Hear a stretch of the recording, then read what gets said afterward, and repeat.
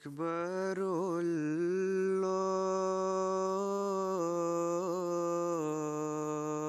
الله أكبر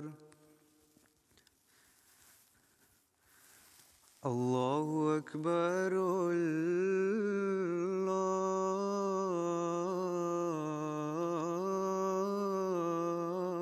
الله أكبر أشهد أن لا إله إلا الله أشهد أن لا إله إلا الله أشهد أن محمدًا رسول الله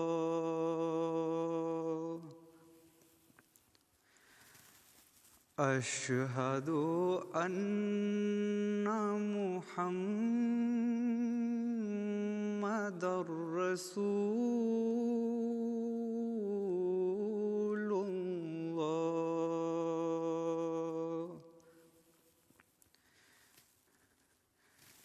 حي على الصلاة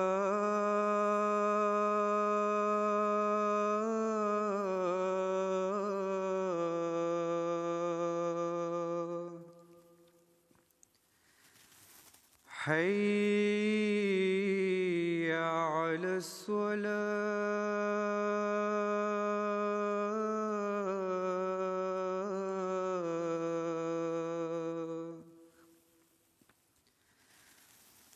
حي على الفلاح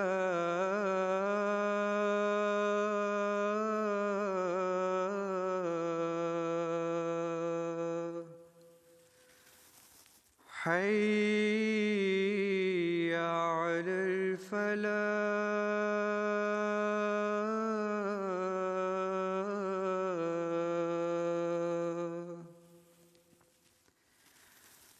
الله أكبر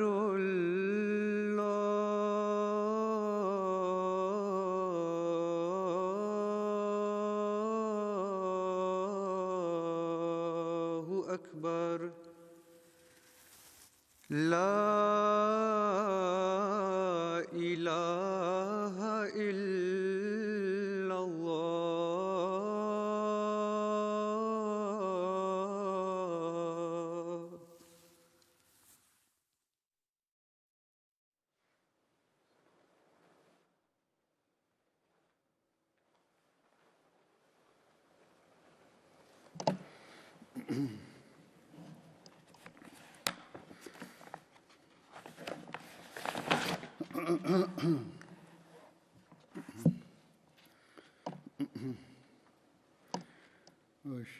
السلام علیکم ورحمۃ اللہ. اشہد ان لا الہ الا اللہ وحدہ لا شریک لہ واشہد ان محمدا عبدہ ورسولہ. اما بعد فاعوذ باللہ من الشیطان الرجیم. بسم اللہ الرحمن الرحیم.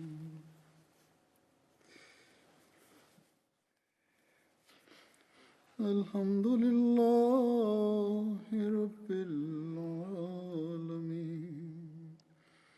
الرحمن الرحیم مالک یوم الدین.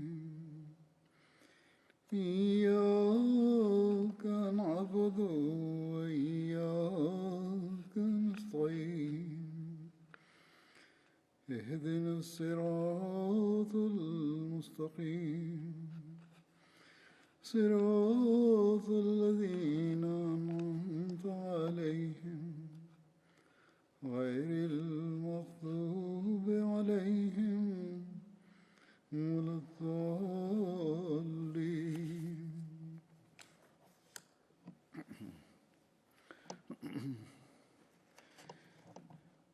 آج میں پھر صحابہ کا ذکر کروں گا، بدری صحابہ کا.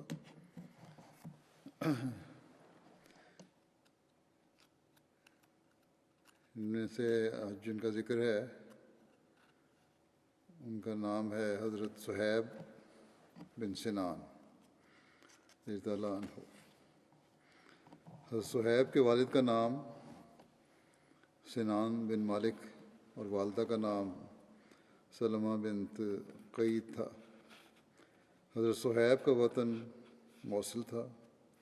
حضرت صہیب کے والد یا چچا کسریٰ کی طرف سے ابواللہ کے عامل تھے.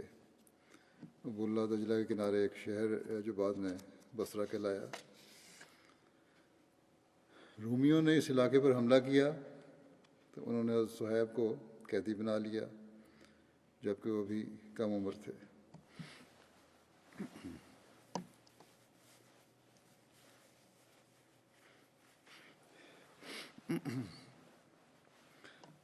ابوالقاسم مغربی کے مطابق حضرت صہیب کا نام عمیرہ تھا.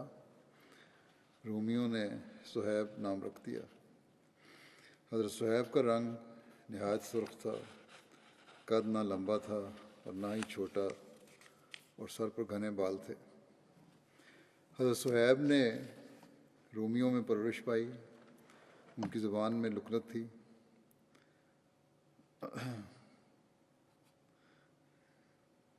کلب نے انہیں رومیوں سے خرید لیا. ایک اور شخص تھا اور انہیں لے کر مکہ آ گیا. پھر عبداللہ بن جدعان نے انہیں خرید کر آزاد کر دیا. حضرت صہیب عبداللہ بن جدعان کی وفات تک اس کے ساتھ مکے میں رہے یہاں تک کہ نبی صلی اللہ علیہ وسلم کی بعثت ہو گئی. ایک روایت کے مطابق حضرت صہیب کی اولاد کہتی ہے کہ حضرت صہیب جب عقل و شعور کی عمر کو پہنچے تو روم سے بھاگ کر مکے آ گئے اور عبداللہ بن جدعان کے حلیف بن گئے اور ان کی وفات تک ان کے ساتھ رہے. حضرت مسلم موعود رضی اللہ عنہ کے بارے میں بیان فرماتے ہیں کہ غلام صہیب تھے جو روم سے پکڑے ہوئے آئے تھے. یہ عبداللہ بن جدعان کے غلام تھے جنہوں نے ان کو آزاد کر دیا تھا. یہ بھی رسول کریم صلی اللہ علیہ وسلم پر ایمان لائے اور آپ کے لیے انہوں نے کئی قسم کی تکالیف اٹھائیں. حضرت مسلم موعود رضی اللہ عنہ نے یہ بات اس ضمن بیان فرمائی کہ جو قرآن کریم میں ہے کہ کفار کہتے ہیں کہ یہ قرآن حضور صلی اللہ علیہ وسلم نے دوسروں یا غلاموں کی مدد سے بنا لیا ہے. تو اس کا جواب ایک تو یہ ہے کہ یہ غلام تو مسلمان ہونے کی وجہ سے مصائب اور ظلموں کا نشانہ بنے ہیں. تو کیا انہوں نے یعنی ان غلاموں نے ان تکلیفوں کو اپنے اوپر وارد کرنے کے لیے سہیڑنے کے لیے حضرت صلی اللہ علیہ وسلم کی مدد کی تھی؟ اور پھر نہ صرف یہ کہ چھپ کے مدد کی کہ ظاہر بھی ہوا اور پھر نہایت ثابت قدمی سے مصائب اور ظلم برداشت بھی کیے. تو اس بات کو بیان فرمایا ہے مسلم موعود نے کہ یہ انتہائی بودھا اعتراض ہے. یہ تو ان مومنین کا ان لوگوں کا جو حضرت صلی اللہ علیہ وسلم پہ ایمان لائے خدا تعالیٰ اور اس کے رسول پر ایمان تھا جس نے انہیں ثابت قدم رکھا اور انہوں نے حضرت صلی اللہ علیہ وسلم سے اسلام سیکھا اور اللہ تعالیٰ کی وحی پر ایمان لائے. تو بہرحال اس ضمن میں یہ بیان تھا. حضرت عمار بن یاسر کہتے ہیں کہ میں صہیب سے دار ارقم کے دروازے پر ملا رسول اللہ صلی اللہ علیہ وسلم تشریف فرما تھے. میں نے پوچھا تمہارا کیا ارادہ ہے؟ صہیب نے مجھ سے کہا کہ تمہارا کیا ارادہ ہے؟ میں نے کہا میں یہ چاہتا ہوں کہ محمد صلی اللہ علیہ وسلم کی خدمت میں حاضر ہوں اور آپ کا کلام سنوں. حضرت صہیب نے کہا کہ میں بھی یہی چاہتا ہوں. حضرت عمار کہتے ہیں کہ پھر ہم دونوں حضور صلی اللہ علیہ وسلم کی خدمت میں حاضر ہوئے تو آپ نے ہمارے سامنے اسلام پیش کیا، جس پر ہم نے اسلام قبول کر لیا. ہم سارا دن وہیں ٹھہرے رہے یہاں تک کہ ہم نے شام کی، پھر ہم وہاں سے چھپتے ہوئے نکلے. حضرت عمار اور حضرت صہیب نے 30 سے زائد افراد کے بعد اسلام قبول کیا تھا. حضرت انس نے بیان کیا کہ رسول اللہ صلی اللہ علیہ وسلم نے فرمایا اسلام لانے میں سبقت رکھنے والے 4 ہیں. ہم نے فرمایا کہ میں عرب میں سبقت رکھنے والا ہوں، صہیب روم میں سبقت رکھنے والا ہے، اور سلمان اہل فارس میں سبقت رکھنے والا ہے، اور بلال حبش میں سبقت رکھنے والا ہے.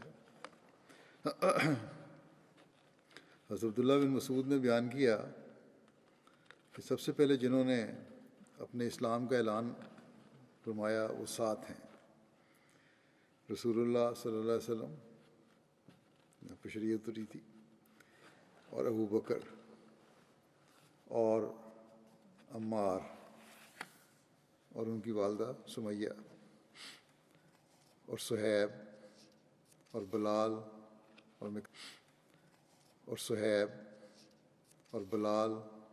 مقداد. بس رسول اللہ صلی اللہ علیہ وسلم کو تو اللہ تعالیٰ نے آپ کے چچا ابو طالب کے ذریعے محفوظ رکھا، اور ابو بکر کو اللہ تعالیٰ نے ان کی قوم کے ذریعے سے محفوظ رکھا. اس بارے میں گزشتہ خطبے میں وضاحت کر چکا ہوں کہ یہ راوی کا خیال ہے، ورنہ حضرت صلی اللہ علیہ وسلم اور حضرت ابو بکر رضی اللہ عنہ کو بھی ان ظلموں کا نشانہ بننا پڑا تھا. وہ شروع میں کچھ بچت ہوئی لیکن پھر بننا پڑا.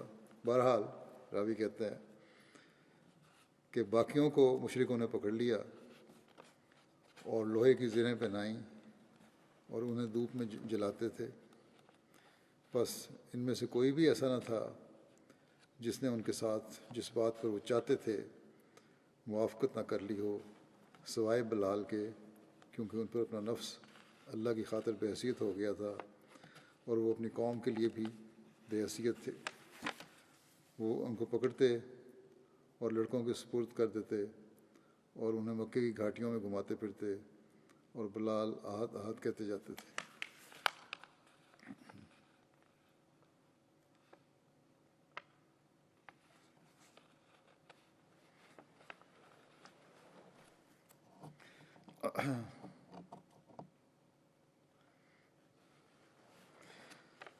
بہرحال سختیاں تو ان سب نے برداشت کی تھیں جیسا کہ نے کہا، اور ہر ایک نے اپنے ایمان پر ثابت کرنے کا اظہار کیا.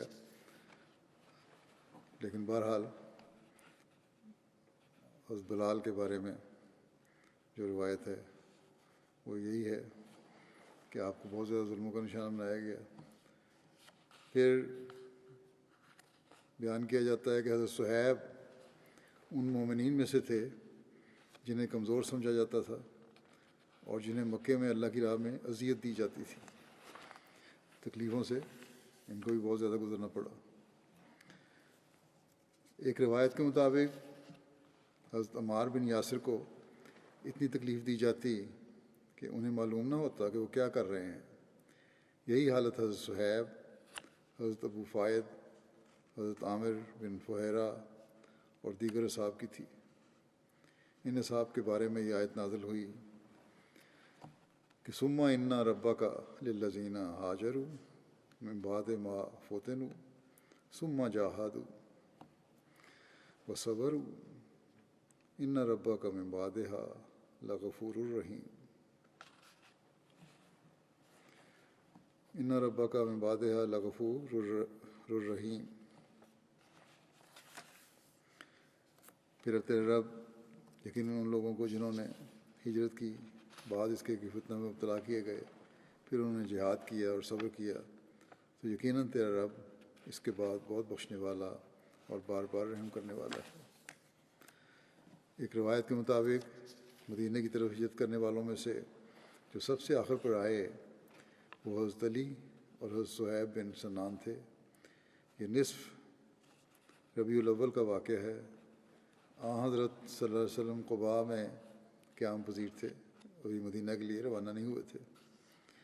ایک روایت میں ہے کہ حضرت صہیب جب ہجرت مدینہ کے لیے نکلے تو مشرکین کے ایک گروہ نے آپ کا تعاقب کیا، تو اپنی سواری سے اترے اور ترکش میں جو کچھ تھا وہ نکال لیا اور کہا، اے قریش کے گروہ، تم جانتے ہو کہ میں تمہارا ماہر تیر اندازوں میں سے ہوں۔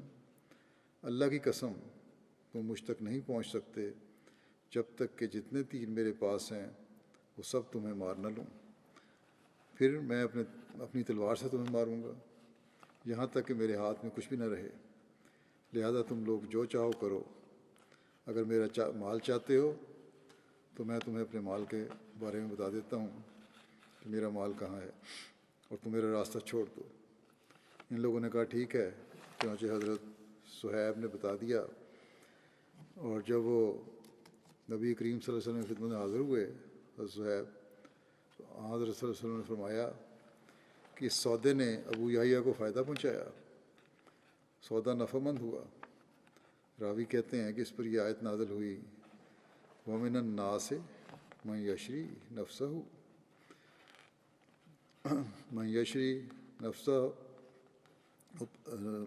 نفسہ ابتغاء مرضات اللہ واللہ رؤوف بالعباد۔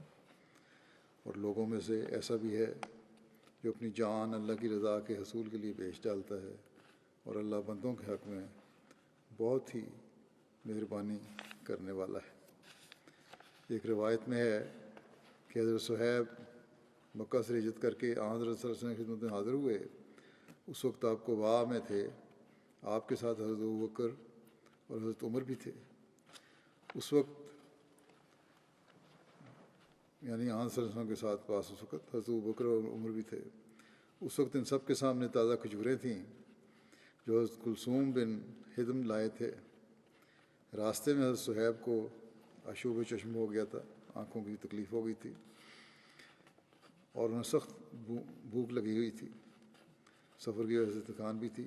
حضرت صہیب کھجوریں کھانے کے لیے لپکے تو حضرت عمر نے کہا، یا رسول اللہ، صہیب کی طرف دیکھیں، اسے آشوب چشم ہے اور وہ کھجوریں کھا رہا ہے۔ آپ نے فرمایا، حضرت نے فرمایا مذاقاً کہ تم کھجور کھا رہے ہو جب کہ تمہیں آشوب چشم ہے، آنکھیں سوجی ہوئی ہیں، بہہ رہی ہیں۔ حضرت صہیب نے عرض کیا، میں اپنی آنکھ کے اس حصے سے کھا رہا ہوں جو ٹھیک ہے۔ اس پر رسول اللہ صلی اللہ علیہ وسلم مسکرا دیے۔ پھر حضرت صہیب نے حضرت ابوبکر سے کہا کہ آپ نے مجھ سے وعدہ کیا تھا کہ ہم ہجرت میں مجھے ساتھ لے کر جائیں گے، مگر آپ چلے آئے اور مجھے چھوڑ دیا۔ پھر انہوں نے عرض کیا، یا رسول اللہ صلی اللہ علیہ وسلم، آپ نے مجھے ساتھ لے کر جانے کا وعدہ کیا تھا، تاہم آپ بھی تشریف لے آئے اور مجھے چھوڑ آئے۔ قریش نے مجھے پکڑ لیا اور مجھے محبوس کر دیا، اور میں نے اپنی جان اور اپنے گھر والوں کو اپنے مال کے عوض خریدا۔ رسول اللہ صلی اللہ علیہ وسلم نے فرمایا، سودا نفع مند ہے۔ اس پر اللہ تعالیٰ نے یہ آیت نازل فرمائی، وَمِنَ النَّاسِ مَن یشری نفسہ ابتغاء مرضات اللہ۔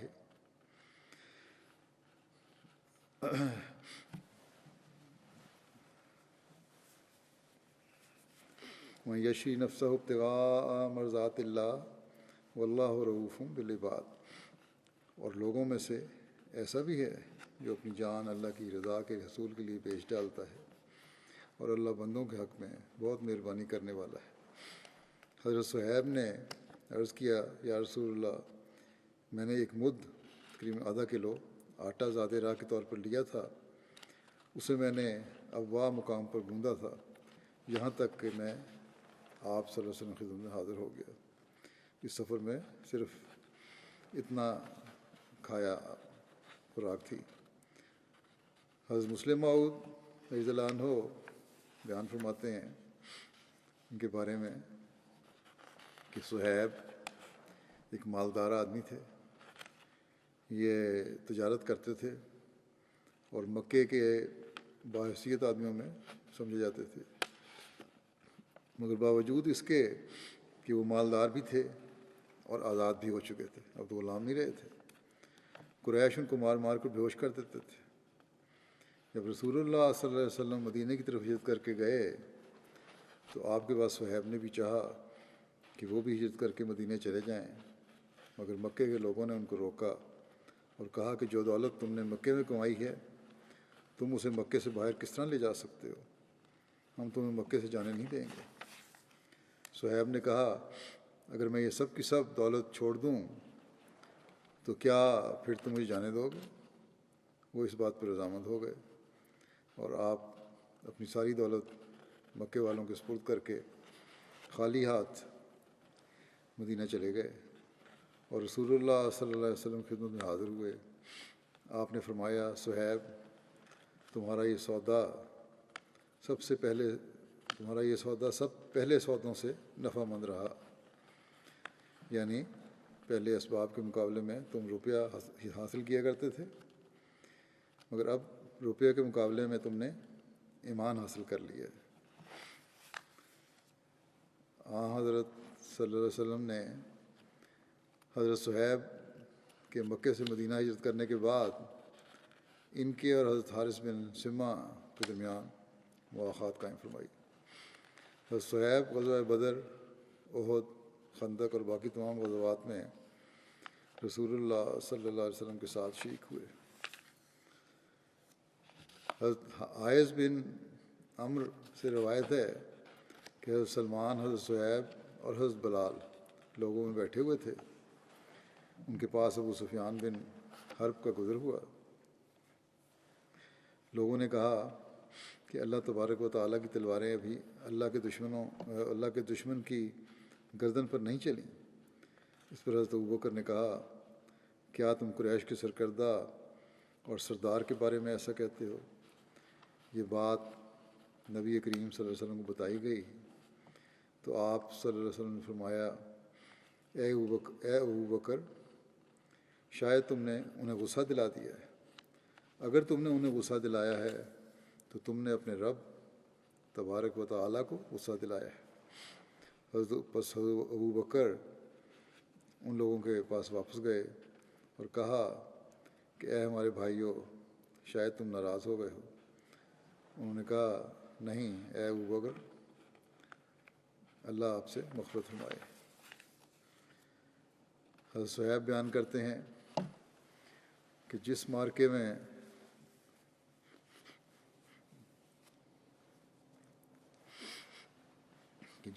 میں رسول اللہ صلی اللہ علیہ وسلم شریک ہوئے، میں اس میں موجود تھا۔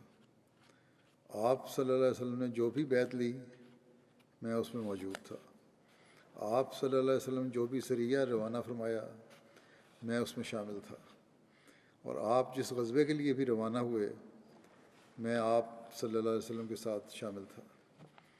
میں آپ کے دائیں طرف ہوتا یا بائیں طرف، لوگ جب سامنے سے خطرہ محسوس کرتے تو میں لوگوں کے آگے ہوتا، جب لوگ پیچھے سے خطرہ محسوس کرتے تو میں ان کے پیچھے ہوتا، اور میں نے کبھی رسول اللہ صلی اللہ علیہ وسلم کو دشمنوں کے اور اپنے درمیان نہیں ہونے دیا، یہاں تک کہ آپ کی وفات ہو گئی،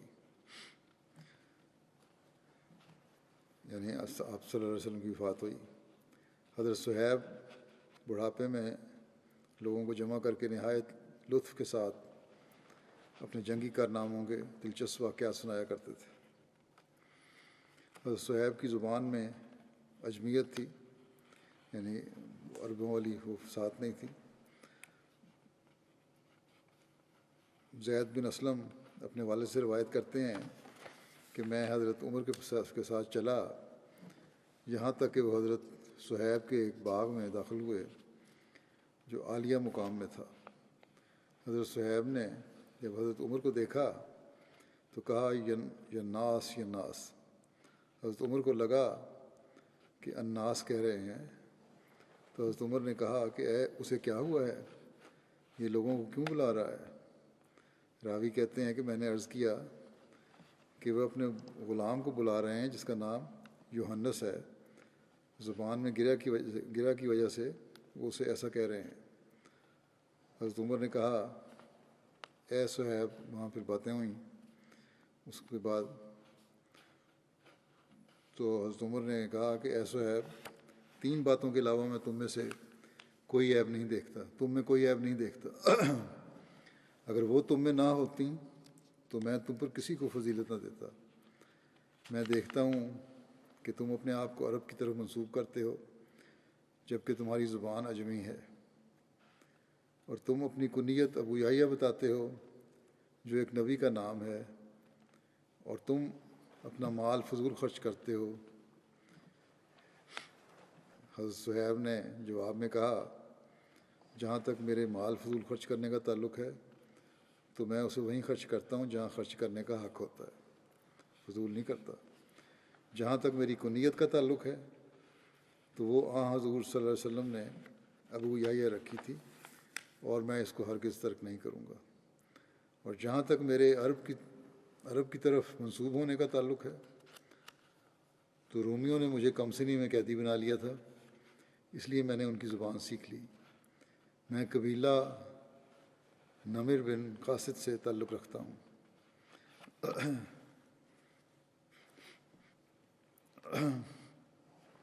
حضرت عمر حضرت صہیب سے بہت محبت کرتے تھے اور ان کے بارے میں اعلیٰ گمان رکھتے تھے، یہاں تک کہ جب حضرت عمر زخمی ہوئے تو آپ نے وصیت کی کہ میری نماز جنازہ صہیب پڑھائیں گے اور 3 روز تک مسلمانوں کی امامت کروائیں گے، یہاں تک کہ اہل شورا اس پر متفق ہو جائیں جس نے خلیفہ بننا ہے۔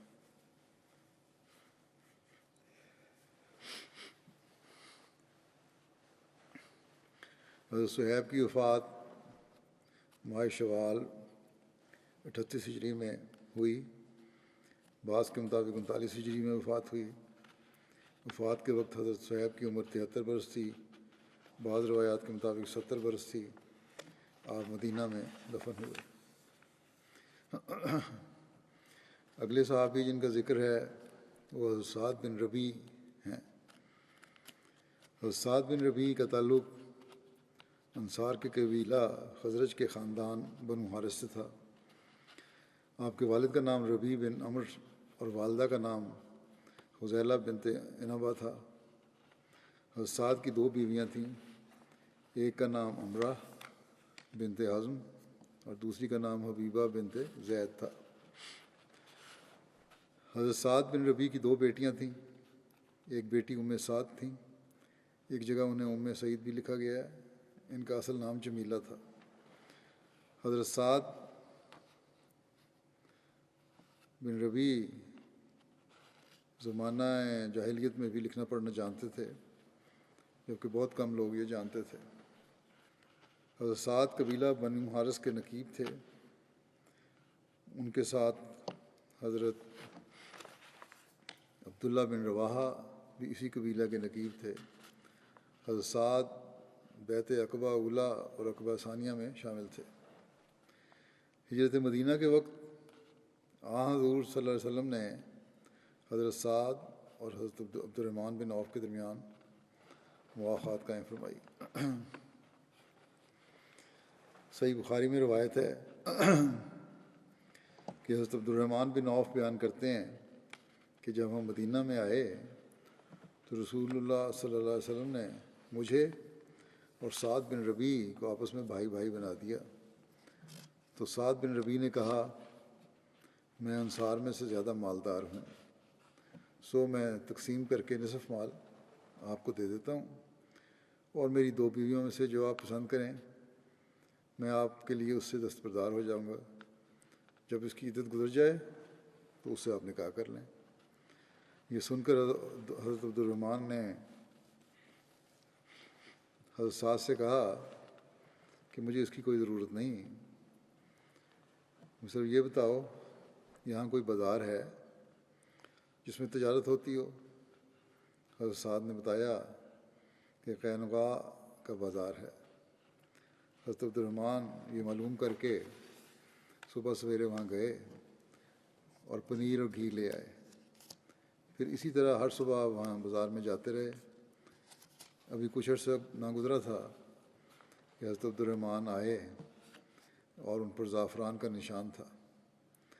تو رسول اللہ صلی اللہ علیہ وسلم نے پوچھا، آپ صلی اللہ علیہ وسلم کی خدمت میں حاضر ہوئے۔ آپ صلی اللہ علیہ وسلم نہیں پتہ تھا کیا وجہ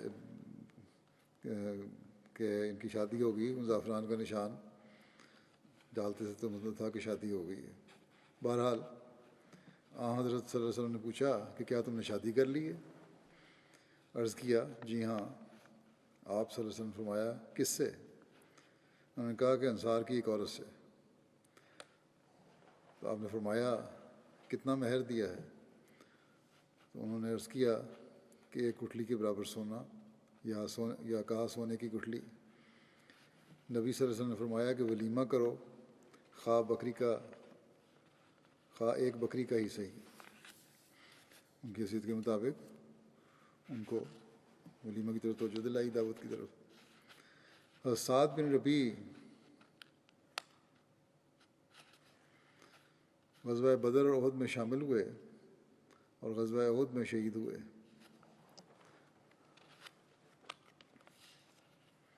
غزوہ احد کے روز رسول اللہ صلی اللہ علیہ وسلم نے فرمایا میرے پاس سعد بن ربیع کی خبر کون لائے گا؟ ایک شخص نے عرض کیا کہ میں۔ چنانچہ وہ مقتولین میں جا کر تلاش کرنے لگے۔ حضرت سعد نے اس شخص کو دیکھ کر کہا تمہارا کیا حال ہے؟ اس نے کہا کہ مجھے رسول اللہ صلی اللہ علیہ وسلم نے بھیجا ہے تاکہ میں آپ صلی اللہ علیہ وسلم کے پاس تمہاری خبر لے کے جاؤں۔ تو انہوں نے کہا، حضرت سعد نے کہا کہ حضور صلی اللہ علیہ وسلم کی خدمت میں میرا سلام عرض کرنا اور آپ صلی اللہ علیہ وسلم کو یہ خبر دینا کہ مجھے نیزے کے 12 زخم آئے ہیں اور میرے سے لڑنے والے دوزخ میں پہنچ گئے، یعنی جو بھی میرے سے لڑائی کی اس کو میں نے مار دیا۔ اور میری قوم کو یہ کہنا کہ ان کے لیے اللہ تعالیٰ کے حضور کوئی عذر نہیں ہوگا اگر رسول اللہ صلی اللہ علیہ وسلم شہید ہو جائیں اور تم لوگوں میں سے کوئی ایک بھی زندہ رہا۔ بیان کیا جاتا ہے کہ جو شخص ان کے پاس گیا تھا وہ حضرت ابی بن کعب تھے۔ حضرت سعد نے حضرت ابی بن کعب سے کہا اپنی قوم سے کہنا کہ تم سے سعد بن ربیع کہتا ہے کہ اللہ سے ڈرو، اور جو عہد، ایک اور روایت بھی ہے کہ اور جو عہد تم لوگوں نے عقبہ کی رات رسول اللہ صلی اللہ علیہ وسلم سے کیا تھا اس کو یاد کرو۔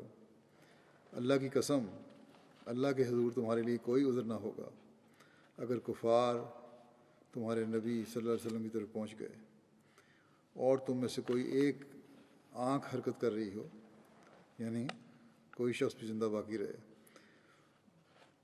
تو یہ کوئی عذر نہیں ہوگا اللہ کے نزدیک۔ حضرت ابی بن کعب بیان کرتے ہیں کہ میں ابھی وہیں تھا، یعنی حضرت سعد کے پاس ہی تھے، تو حضرت سعد بن ربیع کی وفات ہو گئی، زخموں سے چور تھے اس وقت۔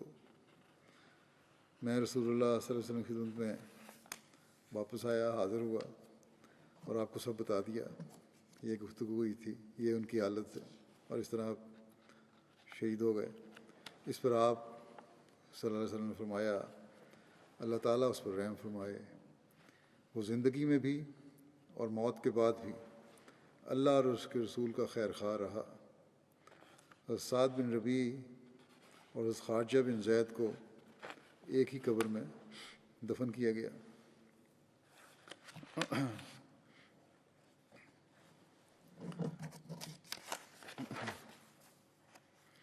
حضرت مرزا بشیر احمد صاحب حضرت سعد کی شہادت کا واقعہ بیان کرتے ہوئے اس میں تعریف فرماتے ہیں کہ حضرت صلی اللہ علیہ وسلم بھی میدان میں اتر آئے ہوئے تھے اور شہداء کی نعشوں کی دیکھ بھال شروع تھی۔ جو نظارہ اس مسلمانوں کے سامنے تھا وہ خون کے آنسو رلانے والا تھا، یعنی جب جنگ ختم ہو گئی، حضرت صلی اللہ علیہ وسلم زخمی بھی تھے لیکن آپ پھر بھی میدان میں آ گئے، شہداء کی نعشوں کی دیکھ بھال شروع ہوئی، کس طرح تدفین کرنی ہے، زخمیوں کو سنبھالنے کی طرف توجہ ہوئی۔ تو بہرحال جو نظارہ تھا اس وقت مسلمانوں کے جو سامنے تھا وہ ایسا خوفناک تھا کہ کہتے ہیں کہ خون کے آنسو رلانے والا تھا۔ 70 مسلمان خاک و خون میں لتھڑے ہوئے میدان میں پڑے تھے اور عرب کی وحشیانہ رسم مسلح کا مہیب نظارہ پیش کر رہے تھے، یعنی نہ صرف یہ کہ شہید ہوئے تھے بلکہ مسلح کیا گیا تھا، ان کے اعضاء کاٹے گئے تھے، ان کی شکلوں کو بگاڑا گیا تھا۔ ان مقتولین میں آپ لکھتے ہیں کہ ان مقتولین میں صرف 6 مہاجر تھے اور باقی سب انصار سے تعلق رکھتے تھے۔ قریش کے مقتولوں کی تعداد 23 تھی۔ جب حضرت صلی اللہ علیہ وسلم اپنے چچا اور رضائی بھائی حمزہ بن عبد المطلب کی نعش کے پاس پہنچے تو بے خود سے ہو کر رہ گئے، کیونکہ ظالم ہند جو تھی زوجہ ابو سفیان نے ان کی نعش کو بری طرح بگاڑا ہوا تھا۔ تھوڑی دیر تک تو آپ خاموشی سے کھڑے رہے اور آپ کے چہرے سے غم و غصے کے آثار نمایاں تھے۔ ایک لمحے کے لیے آپ کی طبیعت اس طرح بھی مائل ہوئی کہ مکے کے ان وحشی درندوں کے ساتھ جب تک انہی کا سا سلوک نہ کیا جائے گا وہ غالباً ہوش میں نہیں آئیں گے، ان کو سبق نہیں ملے گا۔ مگر آپ صلی اللہ علیہ وسلم اس خیال سے رک گئے اور صبر کیا، بلکہ اس کے بعد آپ صلی اللہ علیہ وسلم نے مسلح کی رسم جو تھی، شکلوں کو بگاڑنے والی رسم، اعضاء کاٹنے والی رسم، اس کو اسلام میں ہمیشہ کے لیے ممنوع قرار دے دیا اور فرمایا دشمن خواہ کچھ کرے تم اس قسم کے وحشیانہ طریق سے بہرحال باز رہو اور نیکی اور احسان کا طریق اختیار کرو۔ آپ کی پھوپھی صفیہ بنت عبد المطلب اپنے بھائی حمزہ سے بہت محبت رکھتی تھیں۔ وہ بھی مسلمانوں کی ہزیمت کی خبر سن کر مدینہ سے نکل کے آئیں۔ حضرت صلی اللہ علیہ وسلم نے ان کے سامنے ان کے صاحبزادے زبیر بن العوام سے فرمایا کہ اپنی والدہ کو ماموں کی نعش نہ دکھانا، مگر بہن کی محبت کب چین لینے دیتی تھی۔ بیٹے نے تو کہا کہ نہ دیکھیں نعش حمزہ کی، کیونکہ مسلح کیا ہوا ہے، بگاڑا ہوا ہے چہرہ۔ انہوں نے اصرار کے ساتھ کہا کہ مجھے حمزہ کی نعش دکھا دو، میں وعدہ کرتی ہوں کہ صبر کروں گی اور کوئی جزا فضا کا کلمہ منہ سے نہیں نکالوں گی۔ چنانچہ وہ گئیں اور بھائی کی نعش دیکھ کر انا للہ و انا الیہ راجعون پڑھتی ہوئی خاموش ہو گئیں۔ پھر لکھتے ہیں کہ قریش نے دوسرے صحابہ کی نعشوں کے ساتھ بھی یہی سلوک کیا تھا۔ چنانچہ حضرت صلی اللہ علیہ وسلم کے پھوپھی زاد بھائی عبداللہ بن جاش کی نعش کو بھی بری طرح بگاڑا گیا تھا۔ حضرت صلی اللہ علیہ وسلم ایک نعش سے ہٹ کر دوسری نعش کی طرف جاتے تھے، آپ کے چہرے پر غم و الم کے آثار زیادہ ہوتے جاتے تھے۔ غالباً اسی موقع پر آپ صلی اللہ علیہ وسلم فرمایا کہ کوئی جا کر دیکھے کہ سعد بن ربیع رئیس سے انصار کا کیا حال ہے، آیا وہ زندہ ہیں یا شہید ہو گئے ہیں؟ کیونکہ میں نے لڑائی کے وقت دیکھا تھا کہ وہ دشمن کے نیزوں میں بری طرح گھرے ہوئے تھے۔ آپ کے فرمانے پر ایک انصاری صحابی ابی بن کعب گئے اور میدان میں ادھر ادھر سعد کو تلاش کیا مگر کچھ پتہ نہ چلا۔ آخر انہوں نے اونچی اونچی آوازیں دینی شروع کیں اور سعد کا نام لے لے کر پکارا، مگر پھر بھی کوئی سراغ نہ ملا۔ مایوس ہو کر وہ واپس جانے کو تھے کہ انہیں خیال آیا کہ میں نے حضرت صلی اللہ علیہ وسلم کا نام لے کر تو پکاروں، شاید اس سے پتہ چل جائے۔ پہلے تو خالی نام لے کر پکارا، پھر کہا کہ اس طرح پکاروں حضرت صلی اللہ علیہ وسلم کا نام لے کے کہ صلی اللہ علیہ وسلم نے مجھے بھیجا ہے تمہیں تلاش کرنے کے لیے۔ چنانچہ انہوں نے بلند آواز سے پکار کر کہا کہ سعد بن ربیع کہاں ہیں؟ مجھے رسول اللہ صلی اللہ علیہ وسلم نے ان کی طرف بھیجا ہے۔ اس آواز نے سعد کے نیم مردہ جسم میں بجلی کی لہر دوڑا دی۔ لاشوں کے بیچ میں نیم مردہ پڑے ہوئے تھے۔ آپ صلی اللہ علیہ وسلم کا نام سنا تو ایک دم سے جنبش پیدا ہوئی جسم میں، اور انہوں نے چونک کر مگر نہایت دھیمی آواز میں جواب دیا، کون ہے؟ میں یہاں ہوں۔ ابی بن کعب نے غور سے دیکھا تو تھوڑے فاصلے پر مقتولین کے ایک ڈھیر میں سعد کو پایا، جو اس وقت نزع کی حالت میں جان توڑ رہے تھے۔ ابی بن کعب نے ان سے کہا کہ مجھے حضرت صلی اللہ علیہ وسلم نے اس لیے بھیجا ہے کہ تمہاری حالت سے آپ کو اطلاع دوں۔ سعد نے جواب دیا کہ رسول اللہ صلی اللہ علیہ وسلم سے میرا سلام عرض کرنا اور کہنا کہ خدا کے رسولوں کو جو ان کے متبعین کی قربانی اور اخلاص کی وجہ سے ثواب ملا کرتا ہے، خدا آپ کو وہ ثواب سارے نبیوں سے بڑھ چڑھ کر عطا فرمائے اور آپ کی آنکھوں کو ٹھنڈا کرے، اور میرے بھائی مسلمانوں کو بھی میرا سلام پہنچانا، اور میری قوم سے کہنا کہ اگر تم میں زندگی کا دم ہوتے ہوئے رسول اللہ صلی اللہ علیہ وسلم کو کوئی تکلیف پہنچ گئی تو خدا کے سامنے تمہارا کوئی عذر نہیں ہوگا۔ یہ کہہ کر سعد نے جان دے دی۔ حضرت مسلم موعود رضی اللہ عنہ نے بھی اس واقعے کا ذکر کیا ہے اور اپنے الفاظ میں اس طرح بیان فرمایا ہے کہ جنگ احد کا ایک واقعہ ہے۔ جنگ کے بعد حضرت صلی اللہ علیہ وسلم نے حضرت ابی بن کعب کو فرمایا کہ جاؤ اور زخمیوں کو دیکھو۔ وہ دیکھتے ہوئے حضرت سعد بن ربیع کے پاس پہنچے جو سخت زخمی تھے، آخری سانس لے رہے تھے۔ انہوں نے ان سے کہا کہ اپنے متعلقین اور عزیزوں کو اگر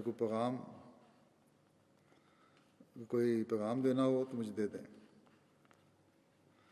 حضرت سعد نے مسکراتے ہوئے کہا کہ میں منتظر ہی تھا کہ کوئی مسلمان ادھر آئے تو پیغام دوں۔ تم میرے ہاتھ میں ہاتھ دے کر وعدہ کرو کہ میرا پیغام ضرور پہنچا دو گے۔ اور اس کے بعد انہوں نے جو پیغام دیا وہ یہ تھا کہ میرے بھائی مسلمانوں کو میرا سلام پہنچا دینا، میری قوم اور میرے رشتہ داروں سے کہنا کہ رسول کریم صلی اللہ علیہ وسلم ہمارے پاس خدا تعالیٰ کی ایک بہترین امانت ہے، اور ہم اپنی جانوں سے اس امانت کی حفاظت کرتے رہے ہیں۔ اب ہم جاتے ہیں، ہم تو جا رہے ہیں، اس دنیا سے رخصت ہو رہے ہیں، اور اس امانت کی حفاظت تمہارے سپرد کرتے ہیں۔ ایسا نہ ہو کہ تم اس کی حفاظت میں کمزوری دکھاؤ۔ دیکھو ایسے وقت جب انسان، مسلم محترم آتے ہیں ہم اس واقعے کو بیان کرنے کے بعد کہ دیکھو ایسے وقت میں جب انسان سمجھتا ہے کہ میں مر رہا ہوں، کیا کیا خیالات اس کے دل میں آتے ہیں۔ وہ سوچتا ہے کہ میری بیوی کا کیا حال ہوگا، میرے بچوں کو کون پوچھے گا۔ مگر اس صحابی نے کوئی پیغام نہ دیا، صرف یہی کہا کہ ہم حضرت صلی اللہ علیہ وسلم کی حفاظت کرتے ہوئے اس دنیا سے جاتے ہیں، تم بھی اسی راستے سے ہمارے پیچھے آ جاؤ۔ سب سے بڑا کام یہی ہے کہ صلی اللہ علیہ وسلم کی حفاظت کرنی ہے۔ ان لوگوں کے اندر ایمان، لکھتے ہیں کہ ان لوگوں کے اندر یہی ایمان کی قوت تھی جس سے انہوں نے دنیا کو تہو بالا کر دیا اور کیسر و کسریٰ کی سلطنتوں کے تخت الٹ دیے۔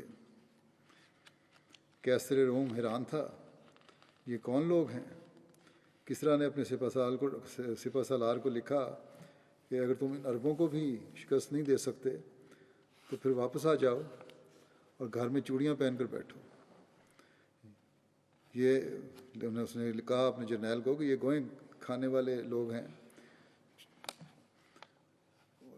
ان کو بھی تم نہیں روک سکتے، بلکہ معمولی لوگ ہیں، کھانا بھی ان کو نہیں ملتا، گو کھاتے ہیں یہ لوگ۔ اس نے جواب دیا یہ تو آدمی معلوم ہی نہیں ہوتے، یہ تو کوئی بلا ہیں، یہ تلواروں اور نیزوں کے اوپر سے کودتے ہوئے آتے ہیں، ایسا ان میں جوش و جذبہ ہے۔ ان کو ہم کس طرح شکست دے سکتے ہیں؟ ایک مرتبہ حضرت سعد بن ربیع کی صاحبزادی ام سعد حضرت ابوبکر کے پاس آئیں تو انہوں نے اس کے لیے اپنا کپڑا بچھا دیا۔ حضرت عمر آئے تو انہوں نے پوچھا یہ کون ہے؟ حضرت ابوبکر نے فرمایا یہ اس شخص کی بیٹی ہے جو مجھ سے اور تم سے بہتر تھا۔ حضرت عمر نے کہا اے خلیفہ رسول صلی اللہ علیہ وسلم وہ کون ہے؟ حضرت ابوبکر نے فرمایا کہ وہ شخص جس کی وفات رسول اللہ صلی اللہ علیہ وسلم کے زمانے میں ہوئی اور اس نے جنت میں اپنا ٹھکانہ بنا لیا جبکہ میں اور تم باقی رہ گئے۔ حضرت جابر بن عبداللہ بیان کرتے ہیں کہ حضرت سعد بن ربیع کی بیوی اپنی دونوں بیٹیوں کے ہمراہ حضرت صلی اللہ علیہ وسلم کے پاس آئیں اور عرض کیا کہ یا رسول اللہ صلی اللہ علیہ وسلم یہ دونوں سعد بن ربیع کی بیٹیاں ہیں جو آپ صلی اللہ علیہ وسلم کے ساتھ لڑتے ہوئے احد کے دن شہید ہو گئے تھے، اور ان کے چچا نے ان دونوں کا مال لے لیا ہے، یعنی کہ جائیداد جو تھی حضرت سعد کی چچا نے لے لی ہے، انہیں کچھ نہیں ملا اور ان کے لیے مال نہیں چھوڑا، اور ان دونوں کا نکاح بھی نہیں ہو سکتا جب تک ان کے پاس مال نہ ہو۔ آپ صلی اللہ علیہ وسلم نے فرمایا اللہ تعالیٰ اس کے بارے میں فیصلہ فرمائے گا۔ اس پر میراث کا احکام پر مشتمل آیت نازل ہوئی۔ پھر رسول اللہ صلی اللہ علیہ وسلم نے ان دونوں کے چچا کو بلوایا اور فرمایا کہ سعد کی بیٹیوں کو سعد کے مال کا تیسرا حصہ دو اور ان دونوں کی والدہ کو 8واں حصہ دو، اور جو بچ جائے وہ تمہارا ہے۔ اس بارے میں اس واقعہ کا ذکر کرتے ہوئے کچھ تفصیل حضرت مرزا بشیر احمد صاحب نے اس طرح لکھی ہے سیرت خاتم النبیین میں کہ حضرت سعد ایک متمول آدمی تھے، بڑے اچھے کھاتے پیتے تھے، اپنے قبیلہ میں ممتاز حیثیت رکھتے تھے، ان کی کوئی نرینہ اولاد نہ تھی، صرف 2 لڑکیاں تھیں اور بیوی تھی۔ چونکہ ابھی تک حضرت صلی اللہ علیہ وسلم پر ورثے کا متعلق کوئی جدید احکام نازل نہیں ہوئے تھے، اور صحابہ میں قدیم دستور عرب کے مطابق ورثہ جو دستور تھا عرب کا اس کے مطابق ورثہ تقسیم ہوتا تھا۔ متوفی یعنی فوت ہونے والے کی نرینہ اولاد نہ ہونے کی صورت میں اس کے جدی اقربا جو تھے جائیداد پر قابض ہو جاتے تھے، اور بیوہ اور لڑکیاں یوں ہی خالی ہاتھ رہ جاتی تھیں۔ اس لیے حضرت سعد بن ربیع کی شہادت پر ان کے بھائی نے سارے ترکے پر قبضہ کر لیا اور ان کی بیوہ اور لڑکیاں بالکل بے سہارا رہ گئیں۔ اس تکلیف سے پریشان ہو کر حضرت سعد کی بیوہ اپنی دونوں لڑکیوں کو ساتھ لے کر حضرت صلی اللہ علیہ وسلم کی خدمت میں حاضر ہوئیں اور ساری سرگزشت سنا کر اپنی پریشانی کا ذکر کیا۔ حضرت صلی اللہ علیہ وسلم کی فطرت تحیہ کو اس درد کے قصے نے ایک ٹھیس لگائی، مگر چونکہ ابھی تک اس معاملے میں خدا کی طرف سے آپ پر کوئی احکام نازل نہیں ہوئے تھے، آپ نے فرمایا تم انتظار کرو، پھر جو احکام خدا کی طرف سے نازل ہوں گے ان کے مطابق فیصلہ کیا جائے گا۔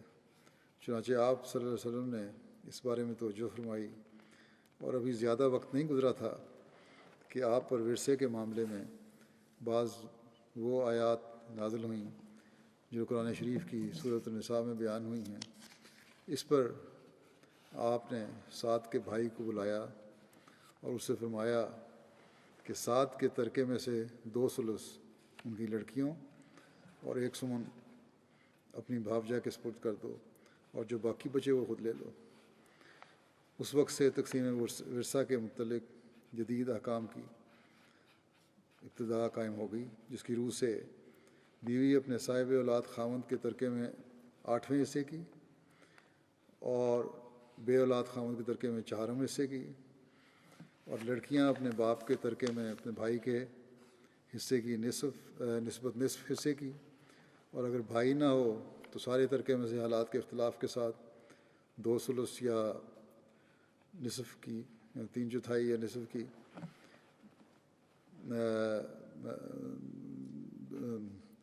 2/3 یا نصف کی، اور ماں اپنے صاحب اولاد لڑکے کے ترکے میں 6 حصے کی، اور بے اولاد لڑکے کے ترکے میں 3 حصے کی حقدار قرار دی گئی، اور اسی طرح دوسرے ورثاء کے حصے مقرر ہو گئے، اور عورت کا وہ فطری حق جو اس سے چھینا جا چکا تھا اس سے واپس مل گیا۔ مرزا بشیر احمد صاحب نے ایک نوٹ لکھا ہے، آگے لکھتے ہیں کہ میں اس موقع پہ یہ کہنا بھی نوٹ لکھنا بھی غیر ضروری، اس موقع یہ نوٹ بھی غیر ضروری نہیں ہوگا کہ حضرت صلی اللہ علیہ وسلم کی تعلیم کی امتیازی خصوصیات میں سے ایک خصوصیت یہ ہے کہ آپ نے طبقہ نسواں کے تمام جائز اور واجبی حقوق کی پوری حفاظت فرمائی ہے، بلکہ حق یہ ہے کہ دنیا کی تاریخ میں آپ صلی اللہ علیہ وسلم سے پہلے یا آپ کے بعد کوئی ایسا شخص نہیں گزرا جس نے عورت کے حقوق کی ایسی حفاظت کی ہو جیسی آپ نے کی ہے۔ چنانچہ ورثے میں، بیاہ شادی میں، خاوند بیوی کے تعلقات میں، طلاق و خلا میں، اپنی ذاتی جائیداد پیدا کرنے کے حق میں، اپنی جائیداد کے استعمال کرنے کے حق میں، تعلیم کے حقوق میں، بچوں کی ولایت و تربیت کے حقوق میں، قومی اور ملکی معاملات میں حصہ لینے کے حق میں، شخصی آزادی کے معاملے میں، دینی حقوق اور ذمہ داریوں میں، الغرض دین و دنیا کے ہر اس میدان میں جس میں عورت قدم رکھ سکتی ہے، حضرت صلی اللہ علیہ وسلم نے اس کے تمام واجبی حقوق کو تسلیم کیا ہے اور اس کے حقوق کی حفاظت کو اپنی امت کے لیے ایک مقدس امانت اور فرض کے طور پر قرار دیا ہے۔ یہی وجہ ہے کہ عرب کی عورت آپ کی بعثت کو اپنے لیے ایک نجات کا پیغام سمجھتی تھی۔ پھر آپ لکھتے ہیں کہ مجھے اپنے راستے سے ہٹنا پڑتا ہے، یعنی مضمون جو بیان ہو رہا ہے اس سے پرے ہٹ رہا ہوں، ہٹنا پڑتا اگر میں مزید اس کی تفصیلات بیان کرتا، ورنہ میں بتاتا، کیونکہ مضمون یہ نہیں بیان ہو رہا عورتوں کے حقوق کا، اس لیے بیان نہیں کر سکتا، ورنہ میں بتا دیتا کہ عورت کے معاملے میں آپ کی تعلیم حقیقتاً اس اعلیٰ مقام پر قائم ہے جس تک دنیا کا کوئی مذہب اور کوئی تمدن نہیں پہنچا، اور یقیناً آپ کا یہ پیارا قول ایک گہری صداقت پر مبنی ہے کہ حبب الیہ من دنیاکم النساء والطیب وجعلت قرۃ عینی فی الصلاۃ، یعنی دنیا کی چیزوں میں سے میری فطرت کو جن چیزوں کی محبت کا خمیر دیا گیا ہے وہ عورت اور خوشبو ہیں، مگر میری آنکھوں کی ٹھنڈک نماز یعنی عبادت الہی میں رکھی گئی ہے۔ آج کی دنیا عورت کے حقوق کی بات کرتی ہے اور چند سطحی باتوں کو اٹھا کر جن کا آزادی سے کوئی تعلق نہیں ہے، بلکہ اسلام نے وہ جو پابندیاں لگائی ہیں وہ بھی عورت کی عزت قائم کرنے اور گھروں کے سکون اور اگلی نسل کی تربیت کے لیے رکھی ہیں، ان پر اعتراض کرتے ہیں اسلام پر اعتراض کرنے والے، جبکہ حقیقت یہ ہے کہ عورت کی آزادی اور اس کے حقوق دلوانے کی حقیقی تعلیم اسلام کی ہی ہے۔ اللہ کرے کہ دنیا اس حقیقت کو سمجھ کر غلاظتوں اور فسادوں سے بچ سکے، اور ہماری عورتیں بھی اس حقیقت کو سمجھیں۔ بعض دفعہ دنیا کے پیچھے چل پڑتی ہیں کہ دنیا کی آزادی یہ ہے، اور اس حقیقت کو سمجھیں وہ، اور جو مقام اسلام نے عورت کو دیا ہے اس کو سمجھیں، کیونکہ وہ نہ کسی مذہب نے دیا ہے اور نہ ہی نام نہاد روشن خیال حقوق نسواں کے اداروں نے دیا ہے یا تحریک نے دیا ہے۔ اللہ تعالیٰ مردوں کو بھی عورتوں کے حقوق ادا کرنے کی اسلامی تعلیم کے مطابق توفیق عطا فرمائے تاکہ یہ معاشرہ پرامن معاشرہ ہو۔ اس کے بعد میں مختصراً موجودہ حالات کے لیے بھی دعا کے لیے کہنا چاہتا ہوں۔ دعا کریں کہ اللہ تعالیٰ جہاں کرونا کی وبا سے اور آفات سے دنیا کو پاک کرے، وہاں انسانوں کو یہ عقل اور سمجھ بھی دے کہ ان کی بقا اور بچت ایک خدا کی طرف جھکنے اور ایک دوسرے کے حقوق ادا کرنے میں ہے، دنیا سے فتنہ و فساد ختم کرنے میں ہے، قربانی دیتے ہوئے اپنی حکومتوں کو اللہ تعالیٰ عقل دے کہ انصاف پر مبنی نظام چلائیں۔ امریکہ میں بھی آج کل جو بے چینی اور بدامنی پھیلی ہوئی ہے، اس سے ہر احمدی کو خصوصاً اس کے بد اثرات سے محفوظ رکھے، وہاں عوام کو بھی صحیح رنگ میں اپنے مطالبے پیش کرنے اور حقوق لینے کی توفیق عطا فرمائے۔ اگر افریقن امریکن توڑ پھوڑ کے ذریعے سے اپنے گھروں کو جلائیں گے تو اس کا نقصان ان کو ہی ہوگا، کیونکہ اس پہ تو کئی افریقن لیڈروں نے بھی کہا ہے کہ اپنے گھروں کو تو نہ جلاؤ، اپنے گھروں کی توڑ پھوڑ تو نہ کرو، ہاں اپنے حق لو اور جائز طریقے سے لو، جہاں تک اجازت دیتی ہے حکومت پروٹیسٹ بھی ہوں، لیکن اپنے جائیدادوں کو تباہ کرنے کا تو کوئی فائدہ نہیں ہوگا، الٹا نقصان ہوگا۔ اس لیے اس بارے میں بھی پروٹیسٹ کرنے والوں کو بھی سوچنا چاہیے۔ بہرحال حکومتی نظام کو بھی سمجھ لینا چاہیے، یہ سارے جو کچھ فسادات ہو رہے ہیں اس کے تناظر میں، کہ طاقت استعمال کر کے ہی مسائل حل نہیں ہوتے، اور نہ ہی طاقت تمام مسائل کا حل ہے، بلکہ انصاف سے تمام شہریوں کے حقوق ادا کرتے ہوئے حکومتیں چلا کرتی ہیں۔ ملک میں امن اور استحکام قائم ہو سکتا ہے، اس کے بغیر نہیں، جتنا مرضی کوئی طاقتور حکومت ہو، اگر عوام میں بے چینی ہے تو کوئی حکومت ٹک نہیں سکتی اس کے سامنے۔ بہرحال اللہ کرے کہ دنیا میں جہاں جہاں بھی فساد ہیں ہر جگہ فساد دور ہوں، اور حکومتیں عوام کے حق ادا کرنے والی ہوں، اور عوام اپنے حقوق کے لیے جائز حد تک حکومتوں پر دباؤ ڈالنے والے ہوں۔ اسی طرح پاکستانی حکومت کو بھی سوچنا چاہیے کہ صرف ملا کے خوف سے احمدیوں پر جو آج کل ظلم اور سختیاں بڑھ رہی ہیں وہ نہ کریں، بلکہ انصاف سے حکومت چلائیں، اپنی تاریخ سے سبق لے لیں۔ احمدیت کے معاملے کو لے کر یا اس ایشو کو لے کر اور ظلم کر کے نہ پہلی حکومتوں کی حکومت قائم رہ سکی ہے کسی کی، نہ آئندہ رہ سکے گی۔ اس لیے اس خیال کو چھوڑ دیں کہ اس ایشو سے حکومتوں کو لمبا کر سکتے ہیں۔ ہاں، ان ظلموں کے نتیجے میں دنیا میں احمدیت کی ترقی پہلے سے بڑھ کر ہوئی ہے، اور آئندہ بھی انشاءاللہ تعالیٰ ہوتی رہے گی۔ یہ خدا تعالیٰ کا کام ہے اور اس کو کوئی نہیں روک سکتا۔ بہرحال ہماری دعا ہے کہ اللہ تعالیٰ ہر جگہ ظلم اور فساد اور بدامنی کو دور فرمائے، اور اس جو وبا آج کل پھیلی ہوئی بیماری پھیلی ہوئی ہے، اس میں سے انسان سبق حاصل کر کے اپنی حالتوں میں تبدیلیاں پیدا کرے، اور ہم احمدیوں کو پہلے سے بڑھ کر خدا تعالیٰ کی عبادت کا حق اور اس کے بندوں کا حق ادا کرنے کی توفیق ملے، تاکہ ہم زیادہ سے زیادہ اللہ تعالیٰ کا پیار حاصل کرنے والے بن سکیں اور ترقیات کو جلد سے جلد اپنے سامنے ہوتا ہوا دیکھ سکیں۔